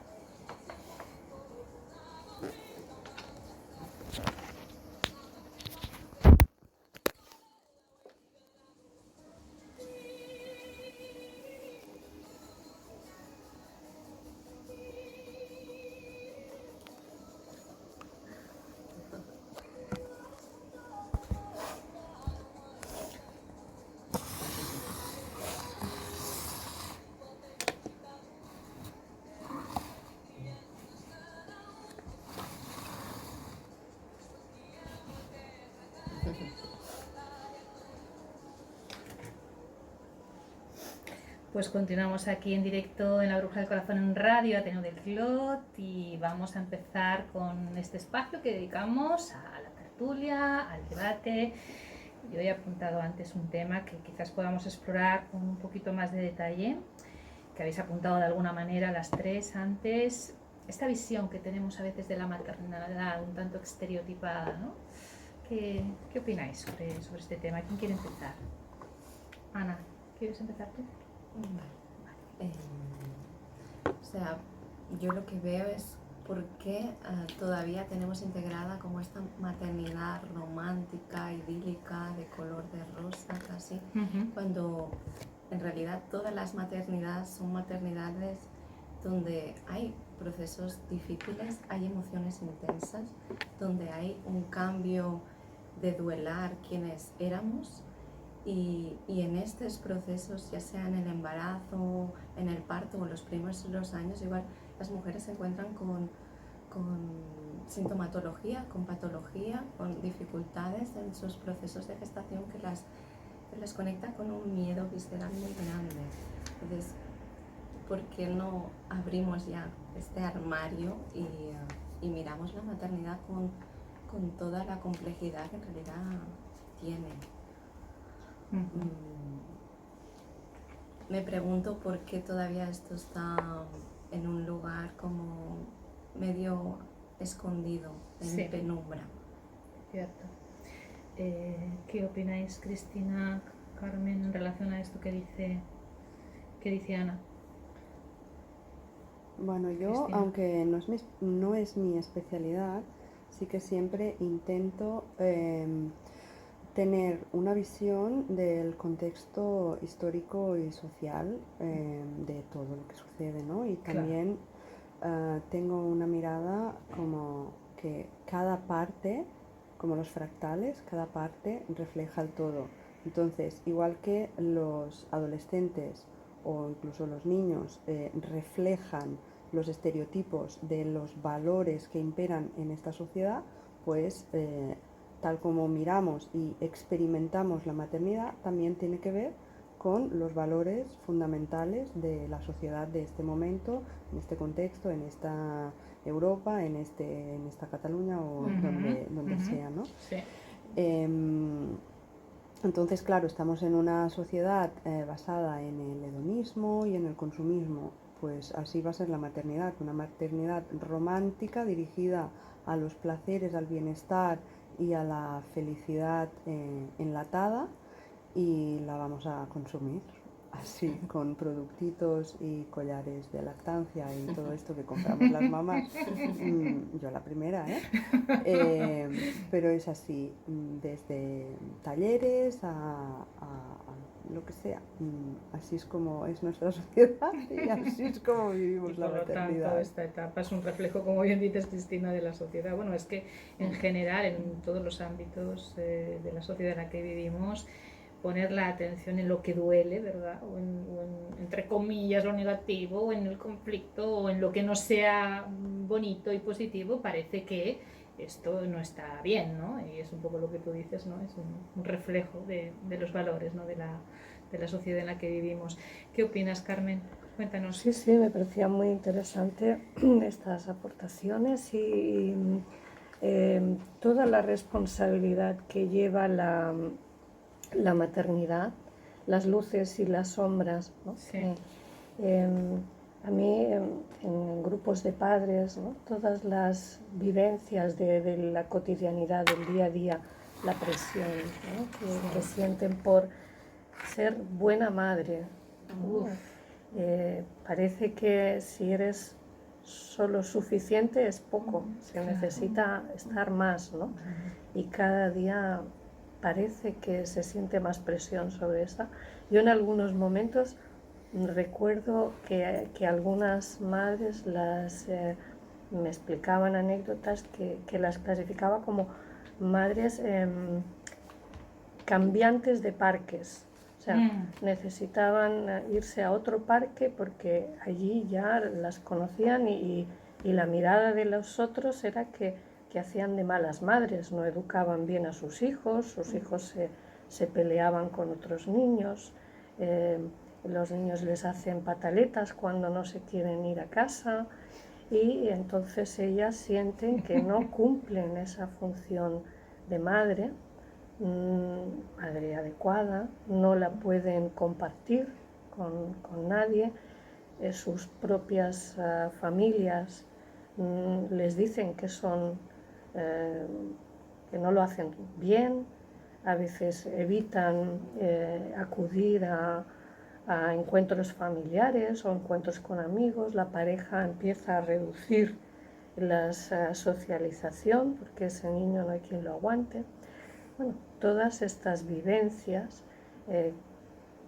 las comento en relación a lo que no se habla Sí, sí. a veces, Sí, es ¿no? cierto, sí. De estas vivencias tan terroríficas. ¿Y cuánto sentimiento de culpa genera en las madres? Yo creo que todos los que nos dedicamos a la psicoterapia de una manera o de otra sabemos, ¿no? Todo esto que estás explicando, el sentimiento de culpa que tiene una madre porque no puede aceptar en sí misma pues todo esto que decía Ana, ¿no? Que a veces se abren miedos, que se abren inseguridades, que la mamá tiene otras necesidades también que tienen que ser cubiertas, pero no se dice porque se tiene miedo, ¿no? De ser una, como decías tú, una mala madre o no suficientemente buena, ¿no? ¿Querías comentar algo, Cristina, sobre ese tema? Ana, en relación a lo que ha dicho Carmen. Sí, coincido, ¿no? Muchas mujeres que acompaño llegan, si en un momento me hablan de pequeños conflictos que pueden tener con sus hijos y Sí. como fustigándose mucho de, guau, ya tomo consciencia, pero he alzado la voz o he hecho... Y siento, ¿no? Esta súper exigencia hacia nosotras mismas y digo mucho es que el cambio generacional que hemos hecho de cómo fuimos criadas a cómo ahora intentamos cuidar y mirar a los hijos ya es muy grande. Ya valoremos todo este cambio que sí que estamos haciendo y tú ya eres consciente o tú ya estás tomando una mirada de mejora, pero valora lo que sí ya estás haciendo, ¿no? Porque es como si no es un peso gigante que también creo que se pone encima de la figura de la madre que lo tiene que poder todo y hacer todo, y al final somos personas, somos mujeres, ¿no? Como tú decías ahora, Susi, ¿no? Hay otros aspectos de la mujer que también ella necesita, como nutrir y ocupar.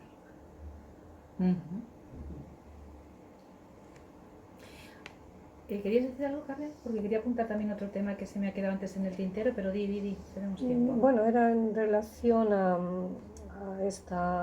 las necesidades, ¿no? de la madre, de la mujer, que ahora también con esta incorporación al trabajo, fuera de casa, me refiero, toda la presión, ¿no? Y la elección también a veces de optar por una maternidad más tranquila, a veces dejar su trabajo durante un tiempo, hacer una elección de cuidados. También todo esto compromete mucho a la persona ante esta elección, ¿no? Porque a veces se ve que es como algo fuera de lo que hablaba Cristina, que no está en nuestra cultura, ¿no? Hay que hacerlo todo, hay que salir a trabajar y a veces esta opción de quedarse cuidando al bebé, de procurarle este tiempo suficiente de cuidados maternos, importantísimo, para prevenir muchísimas después dificultades, bueno, pues supone una elección dura de tomar. Sí, es así. Muchas veces es una decisión dura. Cristina, ¿querías apuntar algo? Sí, quería apuntar sobre la importancia de reconocer en nosotras mismas la idealización que hacemos, ¿no? Sea en la línea de esto de la autoexigencia, sea como sea que es la idealización que cada una tiene, ¿no? Vamos tomando referentes desde lo cultural, desde lo que vemos a nuestro alrededor, de pues nuestras amigas cómo lo hacen, y así nos vamos forjando pues una idea de lo que a mí me gustaría ser. Entonces creo que es un alivio, una descarga, centrarnos en la maternidad real en la que estamos viviendo cada una de nosotras. Sí. Porque es así. Entonces es cuando aparecen esos memes que te envían las amigas de cómo es el posparto, y no es ideal, es una situación con mucha dureza, y que nunca hemos visto a una mujer cómo es en posparto, y entonces cuando lo transitas, lo experimentas, y entonces llega por el teléfono este meme donde ves a la mujer llena de cosas raras y dices, estoy así, bien, estoy así, no tengo que estar, ay, tranquilita allí en el sofá con el bebé recibiendo a las visitas. Por favor, o sea, vamos a visibilizar, ¿no? La importancia de esto de visibilizar la paternidad real para podernos ayudar. Yo creo que aquí el juego es que cada una sea consciente de cómo se idealiza a sí misma siendo madre.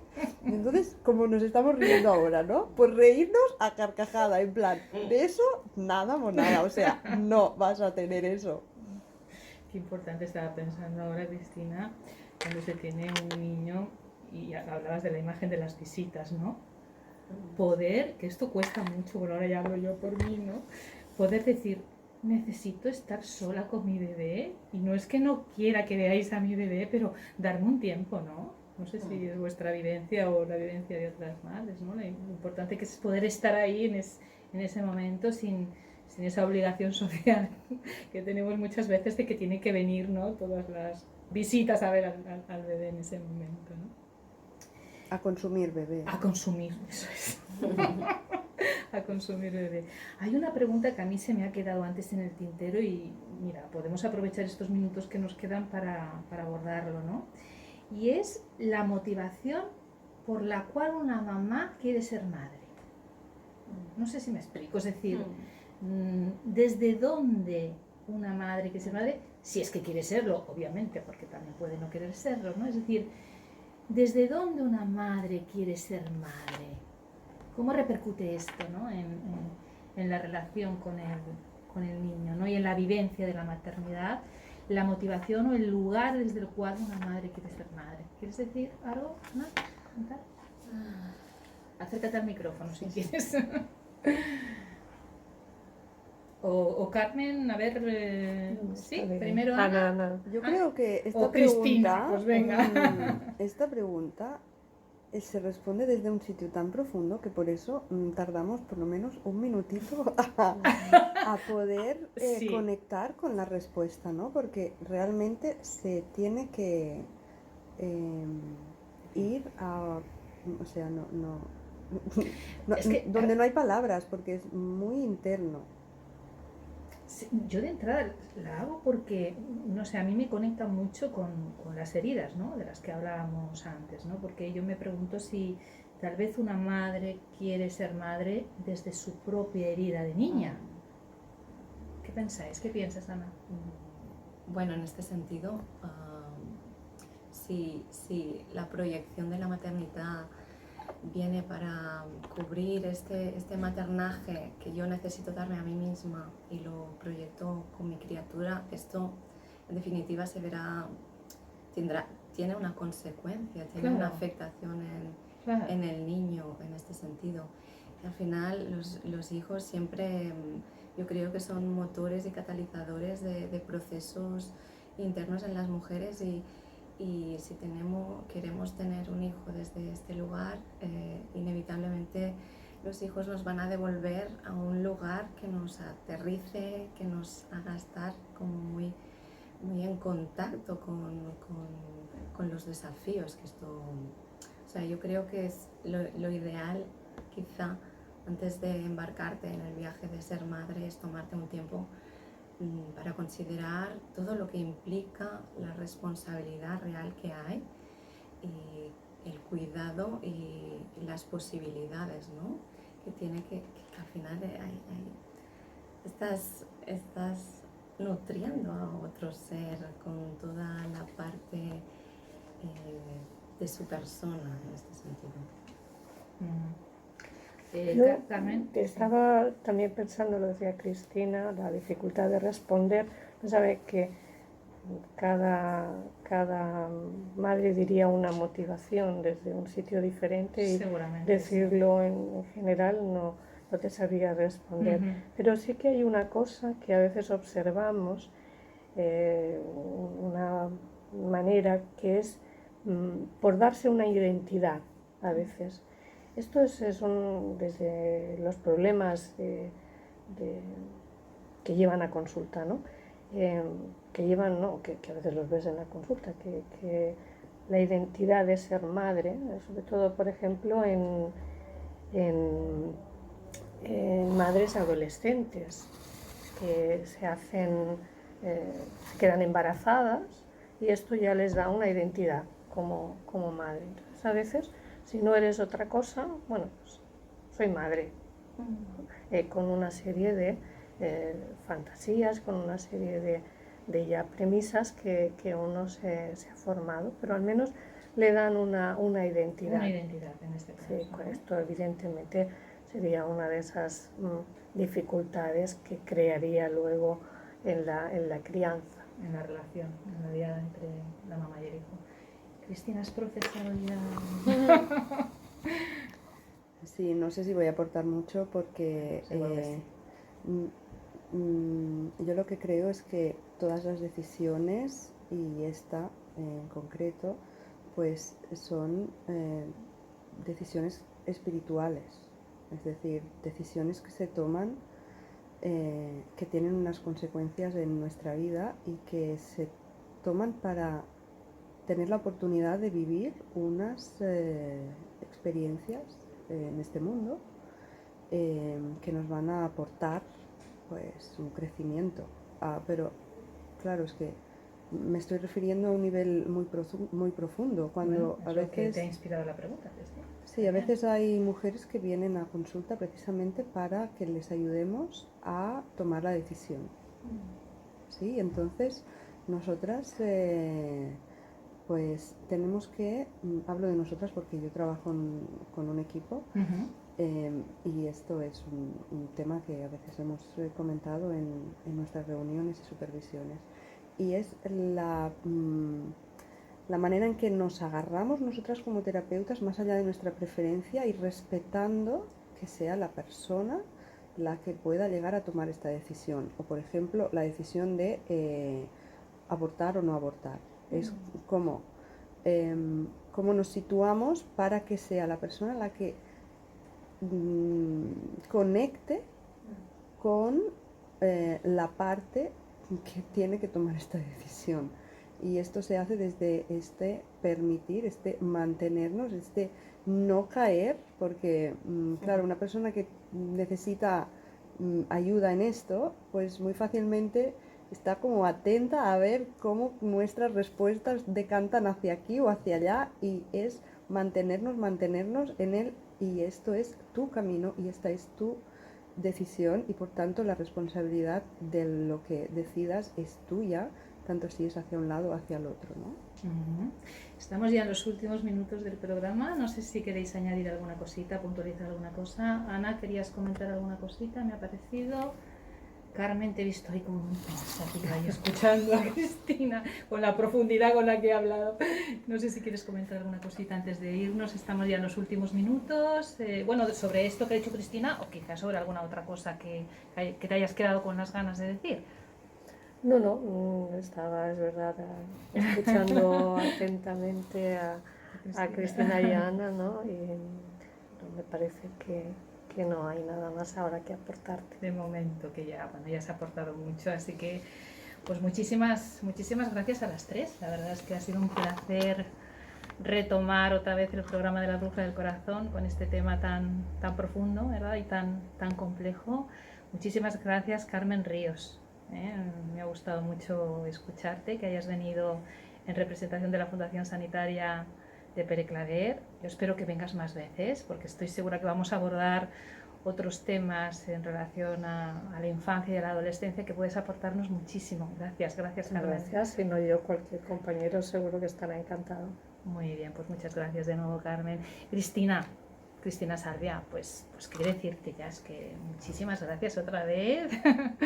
Ya llevamos una historia, ¿no?, de intervenciones tuyas y continuaremos. Vengo encantada, me aporta muchísimo porque, como comentábamos, poner palabras pues es difícil porque queremos decir muchas cosas, y entonces cuando estamos aquí en la radio parece como que entras estamos en una burbuja y de repente empieza a salir algo, ¿no? Creativamente, como diría Ana, ¿no? Y emerge. Sí, emerge el canal. Te lo agradezco por esta oportunidad. Yo también a ti, gracias, Cristina. Y muchísimas gracias, Ana Martí. Ana Martí Borras, ha sido un placer tenerte, me ha encantado escucharte, y pues te digo lo mismo que le he dicho a Carmen. Yo espero que vengas en otras ocasiones, en otros programas, que por el tema que abordemos también puedas explicar un poquito tu experiencia. Muchas gracias. Pues gracias también a Robert Gutiérrez. Robert, no sabes, no se te ve, pero no sabes lo agradecida que estoy que hayas venido hoy aquí a darme soporte con esta mesa técnica con tantos botones. De verdad, para mí ha sido muy tranquilizador que estés aquí acompañándome en todo esto y acompañando también a todas las invitadas. Muchísimas gracias, Robert. De nada. Bueno, pues finalizamos aquí el programa de la Brújula del Corazón en Radio Ateneo del Clot. Sabéis que nos podéis escuchar el último viernes de mes de 11 a 13 horas de la mañana, así que nos escuchamos el próximo mes. Que seáis muy, muy, muy felices y hasta pronto.